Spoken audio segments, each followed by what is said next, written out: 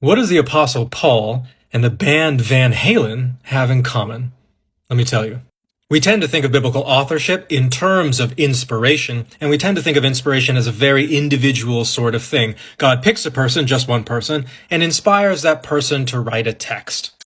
That may be the case for some books in the Bible, I don't know, but it's not the case for the Pauline epistles. There's not a single epistle in the New Testament written by Paul alone. And now that I've told you this, you can look it up yourself. Go and check in your Bible, read the first couple verses of the Pauline epistles and see what it says.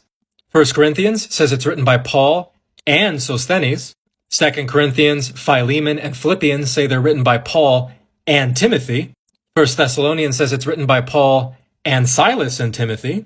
Galatians is written by Paul and then all the other brothers who are here with me, and we know one of these brothers at least was the actual author of the text, because in Galatians chapter 6 verse 11, Paul takes over writing himself for a little bit and writes some rather large letters. Romans is a bit of a special case. In Romans chapter 1, it looks like it's written by Paul alone, but then when you get to the last chapter, Romans chapter 16, 8 additional characters are mentioned between verses 21 and 23. Timothy is mentioned again, along with 3 additional men named Jason, Lucius, and Sosipater. Tertius steps in, writing in the first person, and identifies himself as the actual author of the text. And then greetings are also sent from 3 additional men, Gaius, Erastus, and Quartus.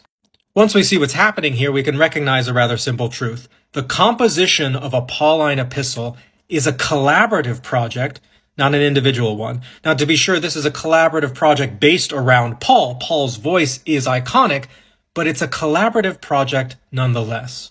And once we start to think about this, it makes a lot of sense. Of course Paul is having theological conversations with his friends and his companions. Of course Paul is bouncing ideas off them to see what sticks. Of course Paul is working out in conversation what is going to get put down in these letters.